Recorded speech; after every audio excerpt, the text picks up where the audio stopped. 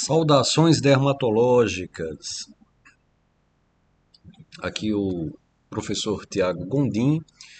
Eu sou médico dermatologista e eu sou coordenador das pós-graduações em dermatologia da faculdade CBMS.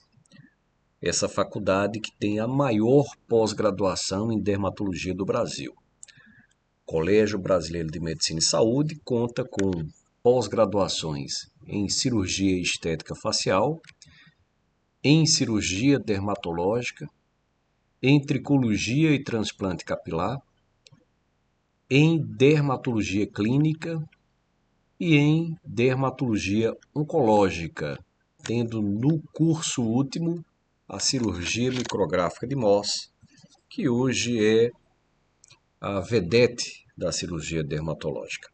Então vamos às explicações do nosso protocolo de atendimento cirúrgico. Então começaremos toda essa discussão pela cirurgia cosmética. Na cirurgia cosmética, veremos alguns procedimentos, como os listados aqui no quadro. Contudo, a princípio falaremos sobre características, posteriormente sobre cada um dos procedimentos. Então, a princípio falaremos sobre a sequência do procedimento listado na cirurgia cosmética. Bioplastia, blefaro, fios, lifting, cervicoplastia, lifting de sobrancelhas, lifting de lábios, otoplastia, lipoaspiração, platismoplastia, ninfoplastia, preenchimento genital feminino, cirurgia de castanhares, dentre outras. Em termos de sequência, nós temos a princípio a consulta inicial. Então, na consulta inicial, no Colégio Brasileiro de Medicina e Saúde, aconteceu a indicação. Então, essa consulta inicial pode acontecer numa ação social, pode acontecer na dermatologia clínica, pode acontecer até por um colega que faça a indicação, por um paciente que encaminhe outro paciente para a indicação. Então, esse paciente é passado por uma consulta inicial, onde a indicação é confirmada ou acontece a princípio. Depois disso, há a solicitação de exames. Então, nós temos a nossa ficha de solicitação de exames, onde vamos decidir sobre um dos itens de 1 a 7 para que o nosso paciente faça o procedimento. Em geral, nas salas de cirurgia cosmética, nós sempre pedimos, ou geralmente pedimos, o 5, que é igual ao 7, ou seja, a rotina laboratorial com o parecer do cardiologista. Vejam que o 5 e o 7, eles são exatamente iguais em termos de solicitação. A diferença é que o 5 é para pacientes maiores de 65 anos e cirurgia com corte. E o 7 é pacientes com comorbidades cardíacas e cirurgia com cortes. Mas temos também os pacientes que obedecem a outras orientações que não vamos nos ater agora, já que os procedimentos na cirurgia cosmética são, obviamente, procedimentos com cirurgia cortante, ou seja, existe corte, existe perfuração. A exceção da bioplastia, onde não há corte, só perfuração. Mas alguns pacientes nessa sala ou nessas salas, em algumas situações, podem fazer procedimentos outros, em termos de exames, como a solicitação apenas de um eletrocardiograma para aqueles pacientes que não são maiores de 65 anos ou que não têm comorbidades e são maiores de 50 anos, ou até não pedir nada da parte cardíaca, se é um paciente rígido abaixo de 50 anos, ou nos casos de paciente que não vão fazer cortes, não se pedir nenhum exame de sangue. Então, não há necessidade de um coagulograma, não há necessidade de glicemia, não há necessidade de creatinina, não há necessidade de hemograma, na maioria das vezes. Então, ainda nessa consulta inicial, além da indicação e solicitação dos exames, existe o encaminhamento à consulta especializada. Então, digamos que o paciente seja atendido na dermatologia clínica e o nosso colega marque uma blefaroplastia, ou indique uma blefaroplastia. Em geral, esse paciente vai passar por uma consulta especializada. Essa consulta acontece nas segundas-feiras, todas as segundas-feiras, no ambulatório de CBMS, ou acontece no ambulatório VIP, que acontece uma sexta-feira por mês. Na realidade, o ambulatório Premium, que é o ambulatório que acontece uma vez por mês nas sextas-feiras. Então, temos a consulta especializada, como acabamos de observar, que nessa consulta especializada vão ser avaliados os exames, né? Existirá a confirmação da indicação ou não. Então, pode ser que a cirurgia não seja realizada por uma não confirmação da indicação ou uma mudança da indicação. Aqui acontece também as orientações. Então, orientações pré-operatórias, orientações intraoperatórias e orientações pós-operatórias. Nas orientações pré-operatórias, nós temos um checklist pré-operatório que o colega vai fazer. Ele vai falar sobre alimentação, ele vai falar sobre limpeza da região, sobre uso de medicações prescritas e medicações habituais, a chegada do paciente no ambiente do procedimento, o tipo de roupa, de adornos, os meios, né, para que haja um cuidado com o paciente, então utilizar meias, cobertores, roupas, né? Então, isso aqui é orientado nessa consulta. Há necessidade de acompanhante ou não, se fala sobre os termos, sobre os prontuários, as questões financeiras e jurídicas são tratadas não pelo médico, mas nesse período. O médico informa sobre distúrbios de saúde e, na realidade, solicita que o paciente avente essa possibilidade. O contato da clínica ou do profissional é entregue ao paciente para tirar dúvidas. É falado sobre a necessidade de se retirar os esmaltes das unhas. O paciente informa sobre planos de saúde, sobre recomendações.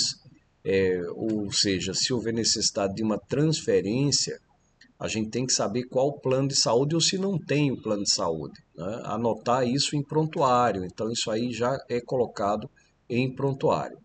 É feita também uma apresentação de exames solicitados, então o paciente apresenta esses exames para que o colega veja se está tudo bem.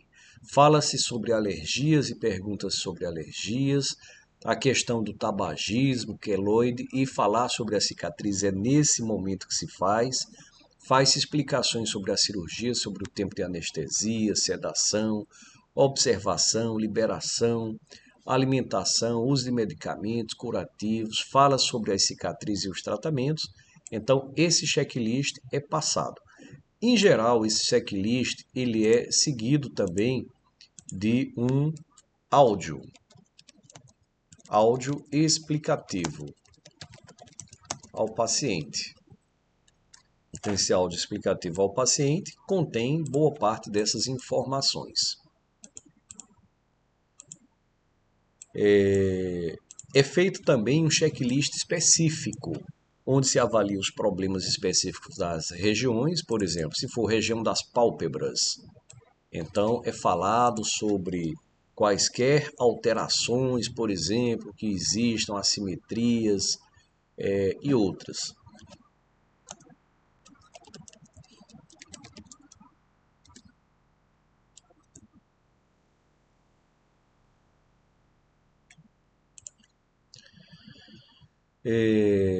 Há a informação, no caso de cirurgia das pálpebras, de problemas da acuidade visual, então se informa sobre isso, se existe glaucoma.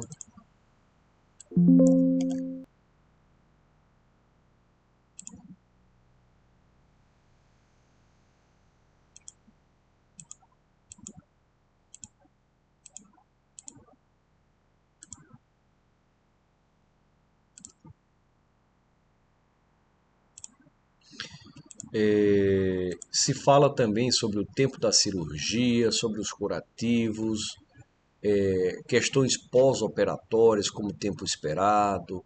Então, quando acontece edema, hematoma, assimetria, complicações, informa sobre os retornos, como é que vão acontecer os retornos e vai depender do procedimento.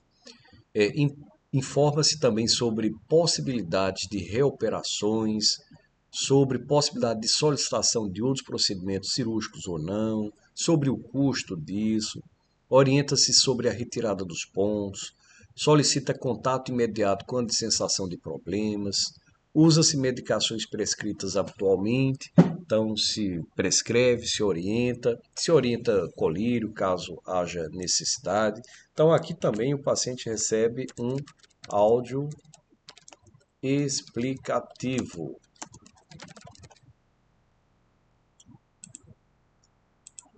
Então, isso foi o pré-operatório que acontece dessa consulta especializada. O intraoperatório. Então, no intraoperatório, existe aqui o que a gente chama de teste de material de emergência. Então, na realidade, o teste acontece antes, né? O teste acontece antes para que haja certeza de que tudo está a pronto emprego e faz-se a montagem da sala de cirurgia com avaliação do material. Então, no intraoperatório ainda se confirma se o paciente é aquele paciente mesmo, se vê documentos, prontuário, lista de marcação e pergunta se ele é ele mesmo. Observe-se a questão da alimentação para que o paciente não enfrente uma cirurgia muito prolongada sem ter se alimentado. Vê a questão das medicações, antibióticos, analgésicos, anti-inflamatórios, antihipertensivos, ansiolíticos, exames, sinais vitais de monitorização são colocados no paciente, os equipamentos, e se observa a questão do vestuário.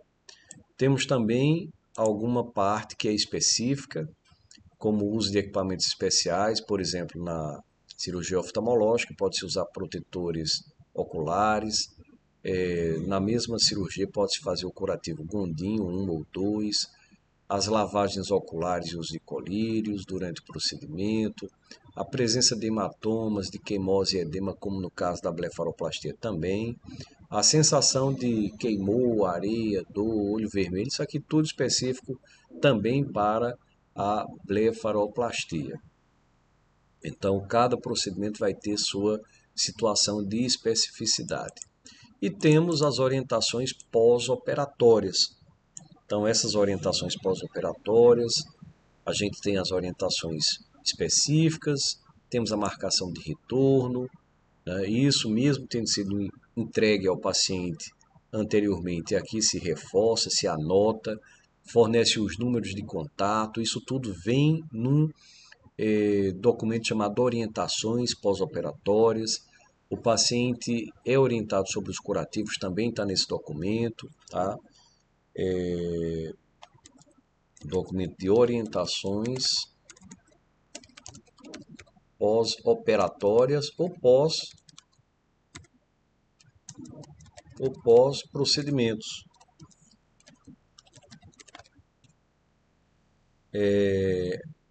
A orientação da alimentação, a prescrição de analgésicos, antibióticos, anti-inflamatórios e outros.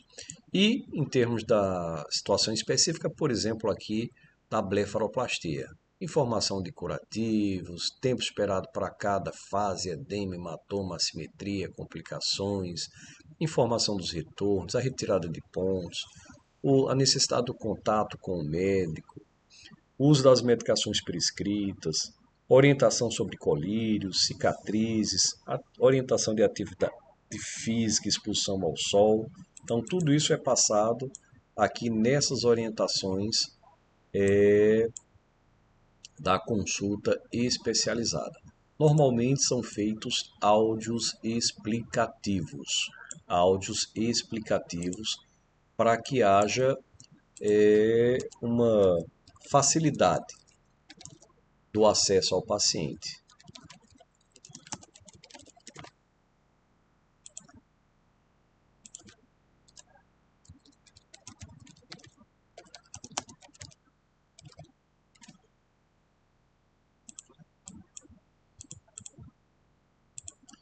Bom, e aí, como falado, são encaminhados os áudios e vídeos explicativos pré e pós.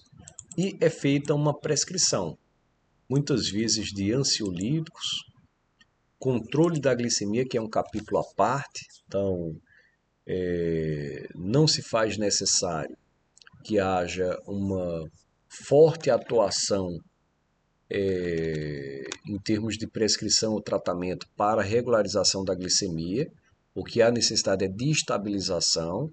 Então, se, por exemplo, o paciente está próximo à cirurgia com níveis glicêmicos muito elevados, então a cirurgia é postergada para que haja uma estabilização. Nós operamos os pacientes até uma glicemia de 199, é o que a dermatologia cirúrgica preconiza. Mas, obviamente, se nós temos acesso ao paciente, consultamos o paciente, nós vamos querer que esse paciente esteja estável. E no dia do procedimento, muitas vezes, a depender do tamanho da cirurgia, o ideal é que o paciente não faça uso dos hipoglicemiantes, ou no caso de pacientes que fazem uso de insulina, se dá uma parte da dose. E às vezes até, ou normalmente, a depender, é claro, do tamanho da cirurgia, esse paciente faz soro glicosado durante o procedimento, para evitar a hipoglicemia. Obviamente, na cirurgia dermatológica, a repercussão é bem menor, então nós temos uma maior facilidade no controle do procedimento em relação à glicemia, não fazendo grandes movimentos, não prescrevendo muito forte ou então suspendendo medicações e tratando o paciente como um paciente que vai ser tratado de procedimentos de pequeno porte. Então, o controle da hipertensão arterial também é importante. Os pacientes devem ter sua cirurgia suspensa se estiverem hipertensos, com pressão acima de 180 por 110. Obviamente, muitas vezes esse paciente ele chega no ambiente operatório, ele chega com ansiedade, ele tem ali um pico hipertensivo, mas logo esse pico hipertensivo é regularizado, muitas vezes sem o uso de medicações. Então, se faz necessário aí uma atenção, inclusive do pessoal de enfermagem, que é o primeiro contato com o paciente.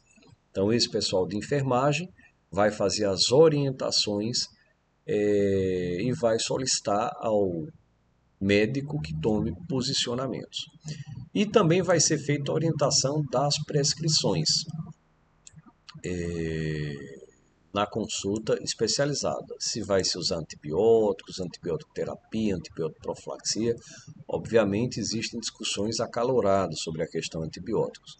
Então os procedimentos eletivos deveriam ter no máximo uma antibiótico profilaxia, mas a gente faz algumas orientações em termos de antibiótico terapia para algumas situações.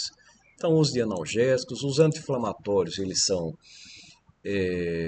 também outro capítulo à parte, né? Se orienta a utilizar anti-inflamatórios alguns dias após o procedimento, mas é bastante comum que os colegas prescrevam um anti-inflamatório logo após o procedimento.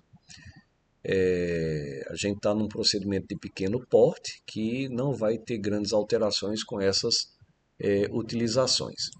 Então, os colírios, hidratantes, né, antibióticos, anti-inflamatórios para o caso de blefaroplastia, a questão dos pontos, quanto tempo se tira os pontos, se é de 7 a 10 dias, se é mais tempo. Então, em geral, os liftings faciais, as cirurgias de cervicoplastia, as cirurgias que têm alguma tensão no ponto, embora de pequena monta, nós postergamos mais o tempo de retirada desses pontos ou utilizamos também pontos absorvíveis. E os curativos também um capítulo à parte, a depender de qual seja o procedimento a ser realizado. Então, na blefaroplastia, criamos um curativo chamado curativo Gondim, né? Em geral, esse curativo é mantido por algum tempo, 24 horas, né? Como a gente mantém os curativos normais de cirurgia, e posteriormente se retira esse curativo, se mantém apenas o micropore por mais algum tempo e o micropore pode ser substituído após 24 a 48 horas. A depender do nível de participação do paciente, isso vai ser mais ou menos, tá? Mais ou menos. Se deixamos por mais de 24 horas, então orientar a utilização de álcool a 70%, álcool a 70 na realidade, por cima, com cuidado para não cair dentro da ferida, a ferida vai estar fechada ou então dentro do olho. No caso da blefaro, se usam óculos de proteção para que o resultado seja o melhor possível. Então, fizemos aqui a avaliação da consulta inicial, da consulta especializada, então vamos ao dia da cirurgia. Então, no dia da cirurgia, nós temos um programa de prescrição chamada prescrição pré-operatória para cirurgia dermatológica, ou POP, POP.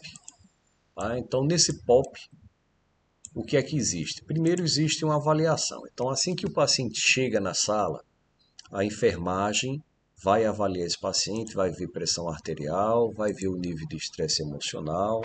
Então, a percepção da enfermeira ou do enfermeiro vai levar a uma tomada de decisão de informar o médico sobre a necessidade de alguma prescrição. Vai ser informado ao médico de imediato se existe hipertensão arterial, estresse emocional ou outras situações que necessitem realmente de conduta.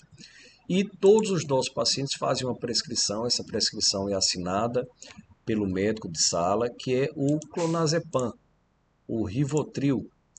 Então, o clonazepam, que normalmente fazemos entre 0,5 e 2 miligramas, o normal é que esses pacientes façam 1 miligrama de clonazepam. Podemos usar alguns antihipertensivos, captopril, 25 a 50 mg via oral, atensina 0,1 a 0,2 mg sublingual e hidralazina 25 mg por via oral. Não todos ao mesmo tempo, mas podemos fazer essas medicações no PPOP, né? No PPOP. Então, temos também os encaminhamentos. Então, se há uma necessidade de utilização dessas medicações e o paciente não consegue fazer o procedimento naquele exato momento, ele vai para a observação até se decidir se ele faz ou não o procedimento. E se faz uma fotografia profissional para alguns casos de procedimentos. Nos casos das cirurgias estéticas, sempre se faz uma fotografia profissional. A nossa enfermagem sofre um processo de treinamento continuado a partir de vídeos. Então, como falei, a fotografia profissional é importante no dia da cirurgia. Sobre a questão dos prontuários, tem que se avaliar o nome do paciente, a data de nascimento, a indicação precisa, o cumprimento de prescrições, tem que se observar se os documentos estão assinados, contrato de serviço médico, termo de consentimento informado, termo de consentimento informado para a realização do procedimento em treinamento médico. É encaminhado um contrato digital para esse paciente normalmente. Esses pacientes de procedimentos estéticos, eles recebem contrato digital. Só recebem contrato no dia se não souberem assinar esse contrato digital. E na sala de cirurgia, então, sempre lavar as mãos, toda a equipe lava as mãos, o paciente lava as mãos, os exames são mais uma vez avaliados. Aqui alguns pacientes vão usar bata com ou sem manga. Normalmente em cirurgias estéticas as batas são com manga. A enfermagem faz a avaliação imediata dos sinais vitais, faz a monitorização. A maioria dos pacientes dos procedimentos de cirurgia cosmética são monitorizados. Blefaroplastia, lifting facial, otoplastia, esses pacientes são monitorizados. E as medicações pré-operatórias são analgésicos, então dipirona ou paracetamol, anti-inflamatórios, diclofenaco, antibióticos profiláticos, e é seguido o PPOP. Tá? Em geral, nós vamos fazer dipirona, 500 mg a 1 grama,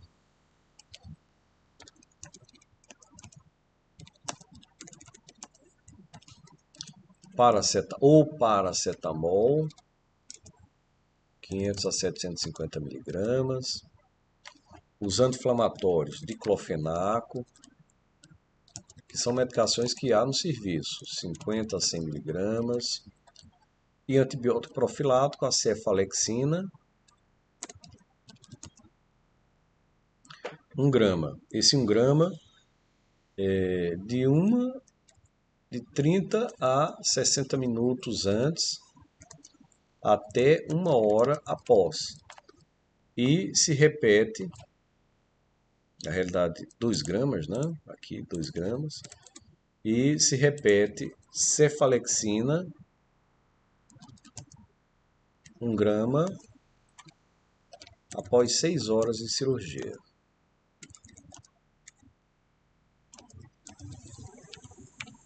A gente sabe que a cada 2 horas, a cada 1 hora, a taxa de infecção duplica. Então a gente faz em alguns procedimentos, como liftings faciais, são bastante demorados, e transplante capilar. Então atenção ao PIPOP, que falamos, e são realizados vídeos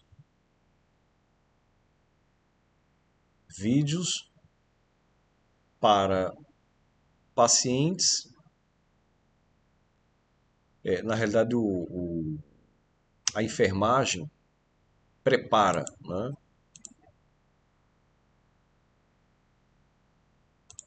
Vídeo do paciente é preparado pela enfermagem. Então a enfermagem deixa o paciente ali já preparado, ou então solicita a UTI.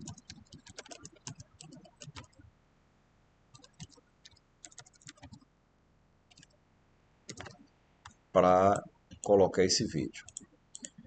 Em alguns pacientes é feita a avaliação da glicemia, é feita uma explicação ao paciente do passo a passo do procedimento e atenção com a confirmação da identidade, como já falamos. Essa explicação do procedimento é para que o paciente entenda o que é que vai ser feito nele em termos de preparo do paciente, colocar a monitorização, dentre outros. Então, o preparo de gravação por vídeo é feito tanto pelo TI, o cinegrafista, como pela enfermagem. É feita uma ficha de gravação e transmissão, que é recolhido sempre às segundas-feiras, para saber como é que foram as transmissões, as gravações, onde é que ficaram gravados, e para fazer reposição de câmeras. O preparo da mesa, então, também é realizado, vai depender do procedimento. Algumas solicitações podem ser realizadas, a depender do procedimento, e as fases do procedimento, as fases de preparo, também dependem de qual seja o procedimento. Já o pós-operatório. Imediatamente após a cirurgia, o paciente vai para a observação e a enfermeira da observação preenche uma ficha chamada ficha de observação. É feito um checklist pelo médico para ele identificar se faltou alguma coisa. A seguir, a auditoria vê esse prontuário para saber se faltou alguma coisa e para que o médico preencha, ou a equipe preencha, ou a enfermagem preencha. Após isso, após a liberação do paciente da observação, é marcada a consulta pós-operatória, que no CBMS a primeira consulta acontece na segunda-feira subsequente ao procedimento. Tem uma segunda avaliação no módulo de dermatologia, né? Quando não existem dificuldades ou complicações. Uma terceira avaliação no segundo mês, no módulo de dermatologia clínica, e uma quarta avaliação também no módulo de dermatologia clínica no terceiro mês. Caso haja complicação, a avaliação é diária por fotos, avaliação presencial toda segunda-feira ou em tempo menor, e avalia-se a necessidade de novos procedimentos. Então, sobre o cirurgião. O cirurgião aqui, ele usa capote, então em todos os procedimentos ele vai usar capote. Lembrar que esse capote não é estéril, a luva de procedimento é estéril, ele pode, e nós orientamos e até solicitamos que ele use óculos de proteção, é obrigatório o uso de touca, máscara e fotóforo, tá? E material em sala, esse material em sala ele é observado pela questão de checklist dos materiais, e todo o material ele é retirado de sala ou é utilizado, ele vai para um programa de consumo que nossa enfermagem recebe vídeos explicativos orientando como usar o programa. Outra característica é proibição de alguns temas. Então, proibição do uso de celulares, e nós temos o esquema de cartões. Cartão amarelo e cartão vermelho. Se alguém puxar o celular durante os procedimentos da cirurgia estética, ele vai tomar um cartão amarelo. Se ele puxar novamente, o seu celular vai ter que sair da sala, não o colega, mas o celular. Então isso aqui a gente tem muito cuidado nessas cirurgias. Cada vez mais a gente vê infecções por micobactérias em procedimentos e nós não queremos isso para o nosso serviço. E é proibido sair da sala. As exceções são emergências pessoais, situações fisiológicas e atendimento médico. Então, se vai entrar numa cirurgia que dura 5 horas, vai antes ao banheiro, né? Faz suas necessidades, toma pouco líquido para durante o procedimento não ter a necessidade de sair por conta de necessidades fisiológicas. Também é proibido sair do foco. Quando eu digo sair do foco, é ter-se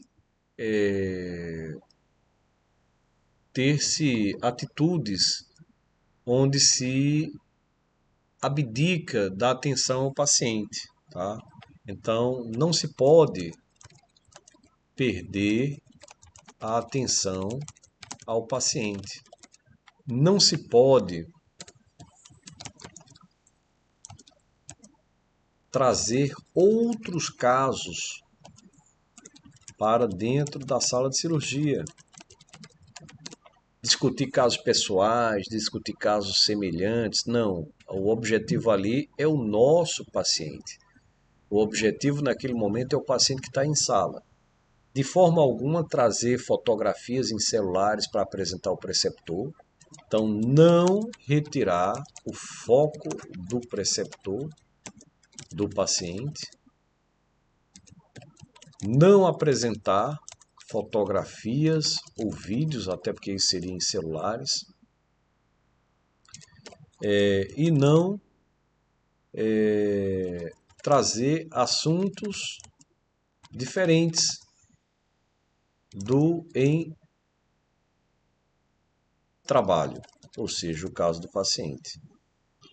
É importante também que o colega se atente pela questão do que se fala. Então, é proibido falas, digamos, agressivas ao paciente. Eu vou tirar o nome agressivo, vou botar falas de risco. Então, falar sobre complicações, falar sobre sangue, falar sobre cicatriz, falar sobre parada, falar sobre processos, falar sobre maus resultados, falar sobre cansaço, falar sobre dificuldades. Lembrar que o nosso paciente está acordado, o nosso paciente escuta absolutamente tudo. Bom, então aqui nós falamos sobre as características desse paciente que vai para um procedimento de cirurgia cosmética. Na realidade, falamos sobre o procedimento de cirurgia cosmética. Então, faremos uma fala posterior sobre cada um dos procedimentos. É uma fala mais reduzida, mas é importante que cada um veja o seu procedimento. Então, até o próximo procedimento. Meu nome é Tiago Gondim, eu sou médico dermatologista, coordenador das pós-graduações em dermatologia do CBMS.